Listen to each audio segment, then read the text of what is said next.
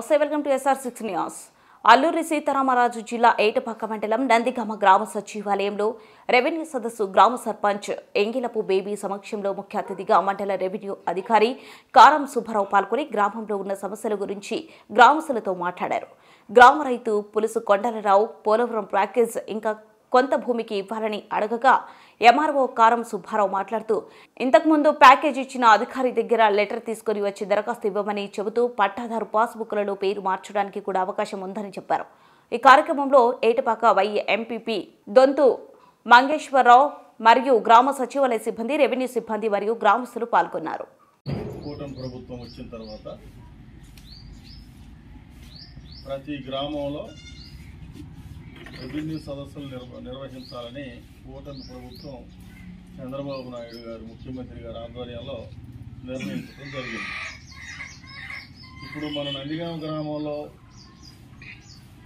పోలవరం నిర్వాసిత గ్రామంగా చాలా వరకు భూములు డబ్బులు ఇచ్చిన కారణంగా పొలాల్లో పనులున్న కారణంగా ఇవాళ పెద్దగా అటెండ్ అవ్వకపోవచ్చు జనం. కానీ మిగతా గ్రామాల్లో కూడా అనేక రకాల సమస్యలు ఉన్నాయి.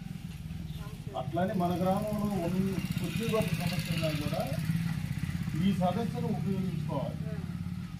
నాదేమి లేదు, కొంచెం నా దగ్గర దాదాపుగా మన నందిగామ గ్రామం గతంలోనే పోలవరం ప్రాజెక్టు కింద భూసేకరణ చేసి ఉన్నారని తెలిసింది. అంటే సుమారుగా 10-15 సంవత్సరాల క్రితం కూడా ప్యాకేజీ ఇచ్చారు. అంటే కొన్ని సర్వే నెంబర్లు అందులో కవర్ కాని సర్వే నెంబర్లు ఏవైతే ఉన్నాయో మనకి ఇచ్చినటువంటి నోటిఫికేషన్ దాఖలా, అవార్డు ఎంక్వైరీ దాఖలా ఏమన్నా ఆ ప్యాకేజీ ఇచ్చే సమయానికి కవర్ కాని నెంబర్లు ఏవైతే ఉన్నాయో వాటి మీద ప్యాకేజీ రాకుండా ఎవరైతే ఉన్నారో వారు దరఖాస్తు రూపంలో మాకు తెలియజేసినట్లయితే దాని మీద ఒకసారి మేము పరిశీలన చేస్తాము. అప్పుడు నోటిఫికేషన్ అంటే సుమారుగా 8-9లో ఇచ్చినట్టు మీకు ఇప్పుడు చెప్పారండి ప్యాకేజీలు